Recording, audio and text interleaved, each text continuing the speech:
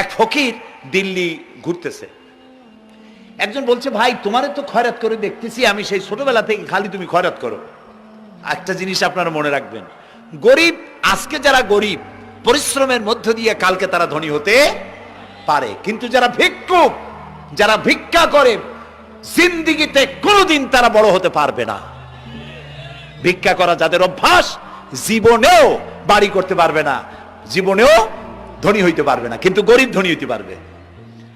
কারণ হলো আল্লাহর কাছে দুইটা বৈধ জিনিস অত্যন্ত ঘৃণিত। কয়টা? একটা হলো তালাক, আর একটা হলো ভিক্ষাবৃত্তি, মানুষের কাছে চাওয়া। আল্লাহ পছন্দ করেন না। তো ভিক্ষুক ঘুরতেছে, একটা লোক বলল, মিয়া তোমার তো সারা জীবনই খরচ করতে দেখি। খরচ করবো না, করবো কি? যার কাছে যাই সে দেয় 4 আনা 2 আনা 1 টাকা, এর বেশি তো দেয় না, তেই দিয়ে আমি কেমনে বড় লোক হবো? কয় যে তুমি বাদশারে চোখে দেখো না, বাদশারে চোখে দেখো না? কয় বাদশার কাছে কি আমার মতো লোক যাইতে পারে নাকি? কল না, যাইতে হবে, যাও। বাদশা একবার যাবা, এমন দেওয়া দেবে জীবনে আর তোমার খরচ করা লাগবে না। পাতি শিয়ালের পিছনে ঘুরে তো লাভ নাই, পাতি শিয়ালে খায় মুরগি, তোমার একটা ঠ্যাং দেবে, দাঁতের খেলালের কাজ হবে না। বাঘের পিছনে ঘোরো, বাঘে খায় গরু আর হরিণ, একটা রান দিলে তুমি 1 সপ্তাহ খাইতে পারবে। তো বলছে বাদশার কাছে যাও। তো বাদশারে পাবো কই? কই তো দেখলাম কেবল মসজিদে ঢুকলো।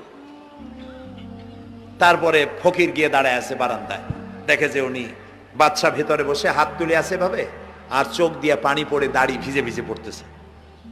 নামাজ শেষ করে, মোনাজাত শেষ করে বাদশা বেরিয়েছেন। কোন বাদশা? শাহজাহান। বাইরে আসার পর ফকির বলল, আসসালামু আলাইকুম বলে ফকির রওনা করছে।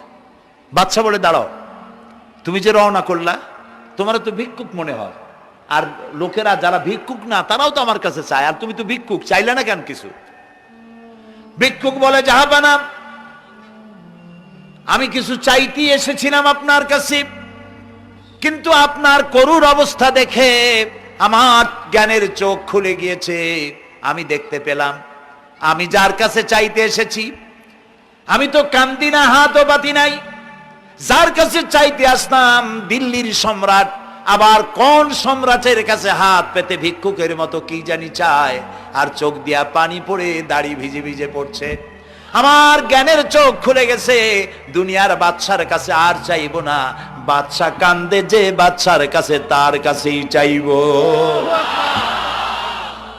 প্রিয় ভাই সব, এই জন্যে জিহ্ন সাফ করে ফেলুন। দুনিয়ার কোনো মানুষের জন্য, মানুষের কাছে নয়, কোনো কবরে নয়, কোনো কারো কাছে নয়, আল্লাহ তাআলার কাছেই আমরা নামাজের মধ্যে ঘোষণা করি।